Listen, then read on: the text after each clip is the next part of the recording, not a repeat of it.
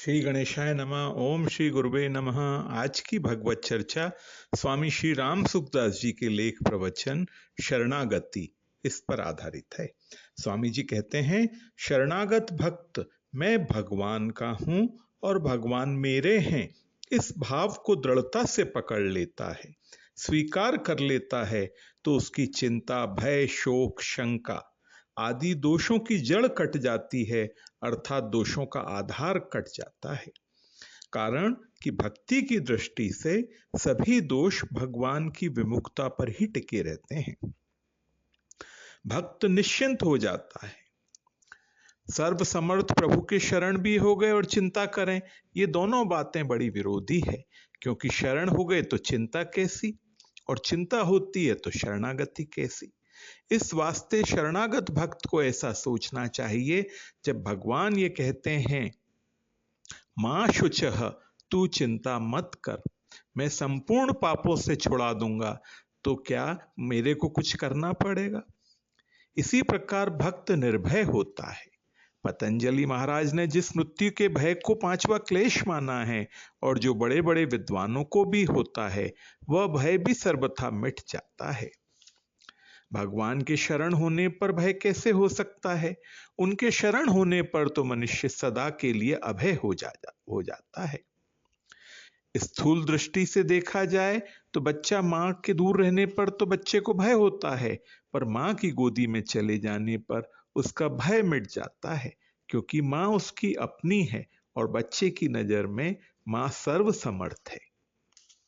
इसी प्रकार भय निशोक, भक्त निशोक हो जाता है, निशंक हो जाता है। जो मनुष्य सच्चे हृदय से प्रभु की शरणागति को स्वीकार कर लेता है, उसमें चिंता, भय, शोक आदि दोष नहीं रहते। उसका शरण भाव स्वतः ही दृढ़ होता चला जाता है।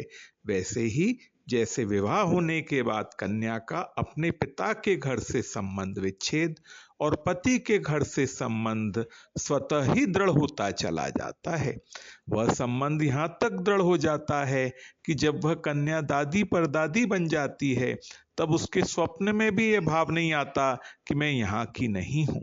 उसके मन में यह भाव दृढ़ हो जाता है कि मैं तो यहीं की हूं और ये सब हमारे ही हैं। भगवान भक्त के अपनेपन को देखते हैं, गुणों और अवगुणों को नहीं। अर्थात भगवान को भक्त के दोष दिखते ही नहीं, उनको तो केवल भक्त के साथ जो अपनापन है वही दिखता है। भगवान के साथ अपनापन होने में दो भाव रहते हैं, भगवान मेरे हैं और मैं भगवान का हूं। शरणागत भक्त शरीर, इंद्रियां, मन और बुद्धि के प्रतिकूल परिस्थिति में भी भगवान की मर्जी समझकर प्रसन्न रहता है। शरणागत भक्त को अपने लिए कभी किंचित मात्र कुछ करना शेष नहीं रहता, क्योंकि उसने संपूर्ण ममता वाली वस्तुओं सहित अपने आप को भगवान की समर्पित कर दिया, जो वास्तव में प्रभु का ही था। अब करने कराने आदि का सब काम भगवान का ही रह गया। ऐसी अवस्था में वह कठिन से कठिन और भयंकर से भयंकर घटना परिस्थिति में भी अपने पर प्रभु की महान कृपा मानकर सदा प्रसन्न रहता है, आनंदित रहता है। प्रेमी भक्त की प्रसन्नता अधिक से अधिक बढ़ती रहती है, क्योंकि प्रेम का स्वरूप ही प्रतिक्षण वर्धमान है। यह नियम है कि जो चीज अपनी होती है वह सदैव अपने को प्यारी लगती है। भगवान संपूर्ण जीवों को अपना प्रिय मानते हैं। सब मम प्रिय सब मम उपजाए, और इस जीव को भी प्रभु स्वतः ही प्रभु प्रिय लगते हैं। हाँ, यह बात दूसरी है कि यह जीव परिवर्तनशील संसार और शरीर को भूल से अपना मानकर अपने प्यारे प्रभु से विमुख हो जाता है, और इसके विमुख होने पर भी भगवान ने अपनी तरफ से किसी भी जीव का त्याग नहीं किया है, न कभी कर सकते हैं। कारण कि जीव सदा से साक्षात भगवान का ही अंश है। इस वास्ते संपूर्ण जीवों के साथ भगवान की आत्मीयता अक्षुण अखंडित रूप से स्वाभाविक ही बनी हुई है। इसी से वे मात्र जीवों पर कृपा करने के लिए, अर्थात भक्तों की रक्षा, दुष्टों का विनाश और धर्म की स्थापना, इन तीन बातों के लिए वक्त वक्त पर अवतार लेते हैं। श्रीमद् भगवत गीता में भगवान अर्जुन से कहते हैं, मद्भक्तो भव, मनमना भव, मद्याजी भव, माम नमस्कुरु। अर्थात मेरा भक्त बन, मेरे में मन वाला बन, मेरा पूजन कर और मुझे प्रणाम कर। इन चारों बातों में भगवान का तात्पर्य केवल जीव को अपने सम्मुख कराने का है, जिससे संपूर्ण जीव असत पदार्थों से विमुख हो जाए, क्योंकि दुख, संताप, बार बार जन्मना, मरना, मात्र विपत्ति आदि में मुख्य हेतु भगवान से विमुख होना ही है। भगवान जो कुछ भी विधान करते हैं वह संसार मात्र के संपूर्ण प्राणियों के कल्याण के लिए ही करते हैं।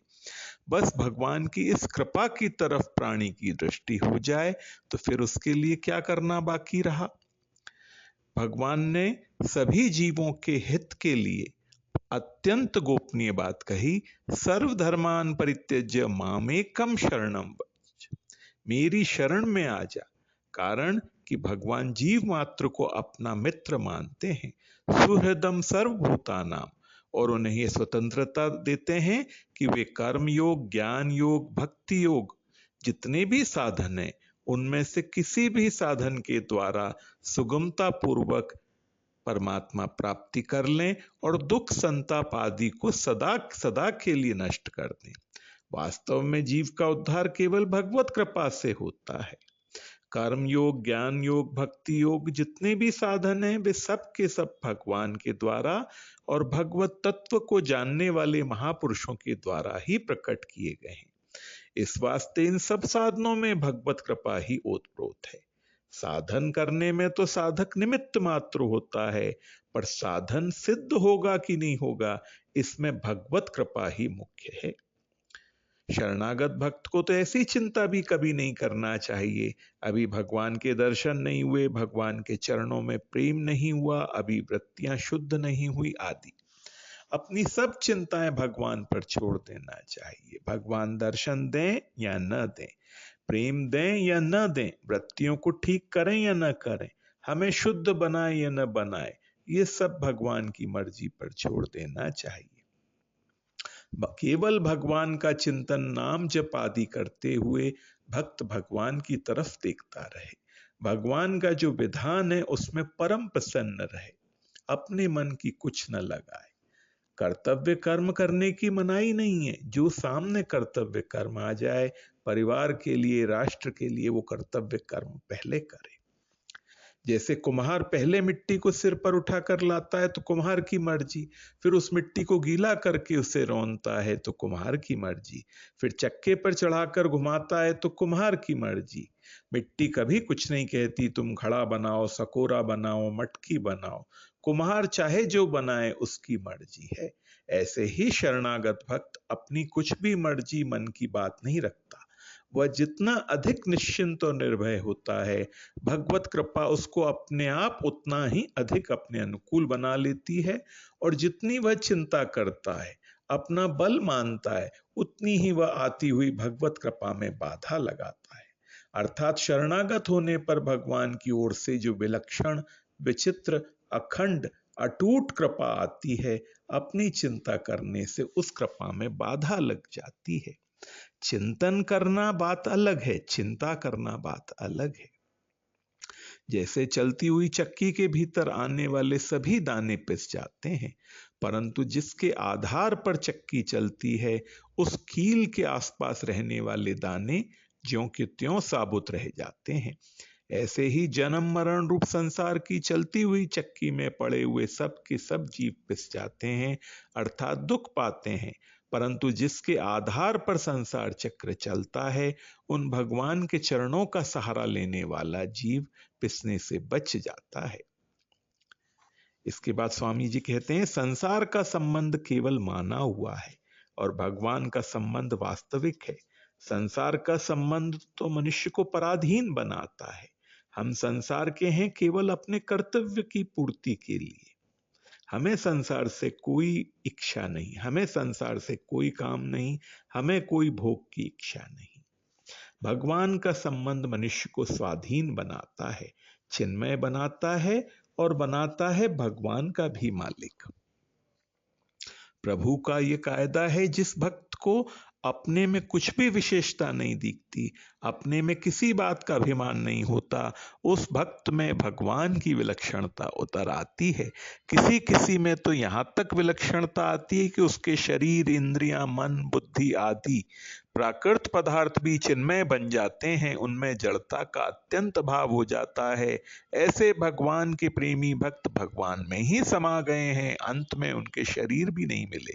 जैसे मीराबाई शरीर सहित भगवान के श्री विग्रह में लीन हो गई, केवल पहचान के लिए उनकी साड़ी का छोटा सा छोर श्री विग्रह के मुख में रह गया और कुछ नहीं बचा। ऐसे ही संत श्री तुकाराम जी शरीर सहित वैकुंठ चले गए। भगवान के सर्वथा शरण हो जाने पर शरणागति के लिए भगवान की कृपा विशेष रूप से प्रकट होती है। परमात्र संसार का स्नेह पूर्वक पालन करने वाली और भगवान से अभिन्न रहने वाली वात्सल्यमयी माता लक्ष्मी का प्रभु शरणागत पर कितना अधिक स्नेह होता है, वे कितना अधिक स्नेह करती, इसका कोई भी वर्णन नहीं कर सकता। लौकिक व्यवहार में भी देखने में आता है, पतिव्रता स्त्री को पितृभक्त पुत्र बहुत प्यारा लगता है। जो भगवान के शरण होकर भगवान पर निर्भर रहता है, उसको अपने लिए करना कुछ नहीं रहता, भगवान के विधान से जो हो जाए उसी में वह प्रसन्न रहता है। जब मनुष्य भगवान के शरण हो जाता है, उनके चरणों का सहारा ले लेता है, तो वह संपूर्ण प्राणियों से, विघ्न बाधाओं से निर्भय हो जाता है। उसको कोई भी भयभीत नहीं कर सकता, कोई भी कुछ बिगाड़ नहीं सकता। जो जाको शरणों गहे वाकह ताकी लाज, उल्टे जल मछली चले भयो जात गजराज।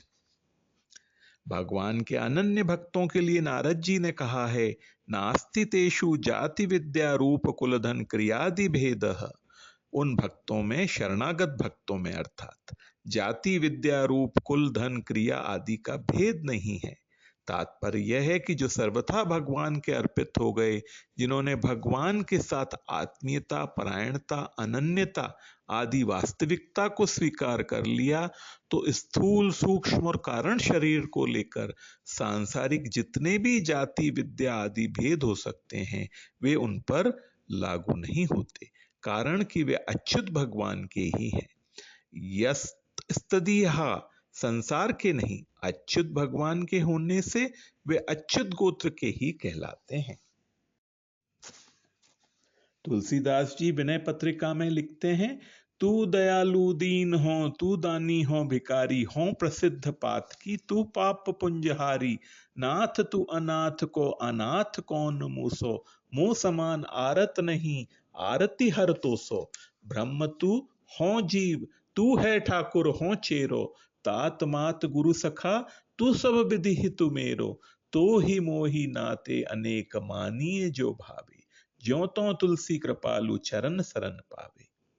अगर आपको भगवान से कोई नाता नहीं समझ में आए, आप भगवान से निवेदन कर दें, आपको जो नाता समझ में आए उस नाते को दृढ़ कर लें और उनकी शरण हो जाएं, और निश्चिंत रहें, आपका कल्याण होकर ही रहेगा। आज की भगवत चर्चा यहीं तक। ओम श्री गुरुवे नमः।